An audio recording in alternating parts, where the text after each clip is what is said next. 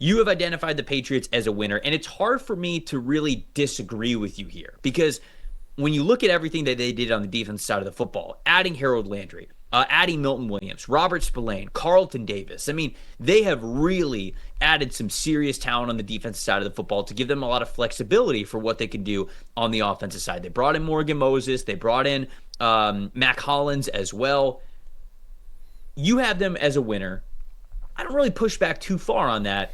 But when you think about what they're doing versus what they could do in the draft now, it does feel as though, man, sure would have liked for them to do a little bit more along the offensive line than they have so far. So talk to me about the Patriots being winners and then the outlook of them addressing the offensive line before they get to week 1 next season. Yeah, this is kind of in the context of there is obviously a long way to go with this offense. Left tackle, center, wide receiver, running back. I mean, those are all going to be areas of focus moving forward here, and I expect this to be an offense-heavy draft. But if Mike Vrabel was coming into this team to set the culture of, okay, we're going to have a very good defense first, we're going to play complementary football, we're not going to ask this offense, no matter who the personnel is, to go out and score 30 points a week, right? You don't want to be in a situation, say, like the Carolina Panthers, where their defense is giving up 32 points a week. They don't even give them a shot, right? And you look at all three levels of this defense. Look at this defensive line. Keon White, Christian Barmore, Milton Williams, Harold Landry. That's pretty nasty. It's pretty good. You could do a hell of a lot worse than that, and it's a deep D-line draft if you wanted to keep adding depth to it. I look at their linebacker spots, right? You look at Jawan Bentley, Giovanni Tavai, Robert Spillane, Christian Ellis. Those are 4 darn serviceable players, and Spillane's one of the best run defenders in football. Then you look at their secondary. Christian Gonzalez, Marcus Jones, and Carlton Davis at corner with Kyle Duggar and Jabril Peppers behind them. Mm-hmm. You've got a pretty solid 11 there on defense that I think can do a lot of different things. And Mike Vrabel, look, even back in his Tennessee days, he was building that defensive line first with Jeffrey Simmons and those guys up front. They were working back towards the back end. They had Kevin Byard at safety. I think you've got a pretty solid 3-layer defense that can keep them in games and can relieve the pressure of having to take very many defensive players, if any at all, high in this upcoming draft. So they're going to build this offense with young talent. I know there's some, look, they have a couple of serviceable tight ends. Obviously, Drake May at quarterback. They've got, I think, 3 of the 5 offensive line spots filled in right now. But the fact that wide receiver and left tackle are probably the 2 biggest needs, and they're picking 4th overall where, look, you could take Will Campbell if you want to. You could take Travis Hunter if you think he's a receiver. Tetairoa McMillan, I think, should very much be on the board. It gives them options early in this draft. I don't think they're in the worst position. I know they signed a lot of defensive players, but I also think they were taking advantage of the market and where it was at with regard to what offensive tackle. With Alaric, to me, Alaric Jackson would have been the guy. What offensive tackle could they have taken in free agency without Alaric Jackson that you'd go, okay, yeah, that's a long-term solution?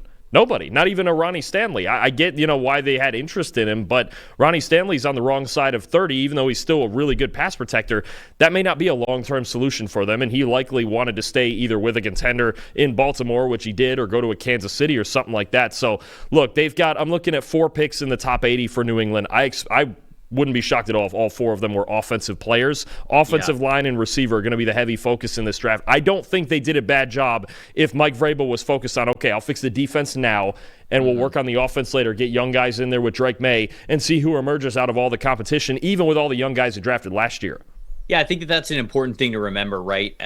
Just because the Patriots had a lot of money to spend didn't mean that they were going to be able to fill every need on their roster immediately. This was the worst roster in the NFL when Mike Vrabel took it over, when he agreed to become the head coach. And they had a lot of money to spend, but you don't just want to spend it just because. You want to get the right players in there. And so the salary cap, it's not like it goes anywhere. If you aren't close to the cap floor, it's not like if you don't use it, you lose it. You'll still have that salary cap going forward. You're just not paying those players as much from this free agency class. So they can still carry some of that flexibility and cap space into next season. Now, they're probably going to continue to spend to try to make the roster as good as they can for next season, but they don't have to get to the cap floor every time. That's not a requirement. So I think they probably looked at this and said, hey, the way that this is falling to us, we're just addressing defense in a very heavy way. So we're making the defense a lot better. The floor of the team, in my opinion, is a lot higher than it was before. And just because they're going to go into the NFL draft with major needs at offensive line doesn't necessarily mean it's a failure. So I agree. I would lean much more towards the Patriots being winners, despite the fact that they are probably forced, quote unquote, if you will, to go very offense heavy moving forward. Cody and Slensei, I see the super chats, so I'm going to get to those in a second, but this one's topical. Slam and Sam had another one. He said, Patriots trade back with the Bears. Bears have some good picks. I actually love that move.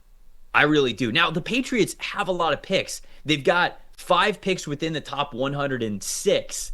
So it's not like they're in desperate need of some more selections. But I talked about this on the NFL Stock Exchange show yesterday.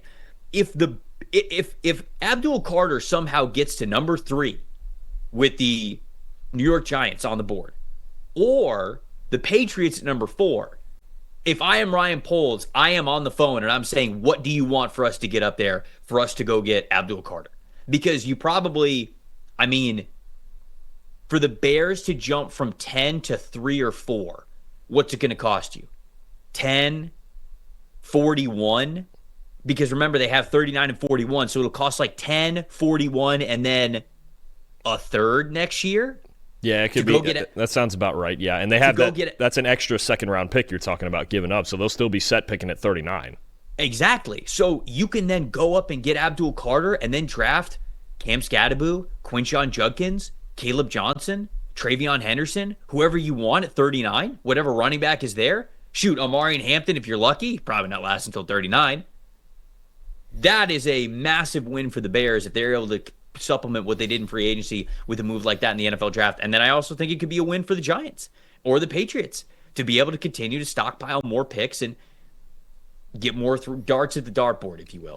And New England trading down, let's say they do trade down from 10, it very well, the way we've been mock drafting lately, it very well could still free them up at 10 to get Will Campbell, right, who's been talked about with the 4th overall pick. If you were to get Will Campbell at 10 and get a package of picks back from Chicago, including the 41st overall, like you mentioned, it is really a win-win for both sides, with the Bears team looking for star power and New England looking for more darts to throw at the board.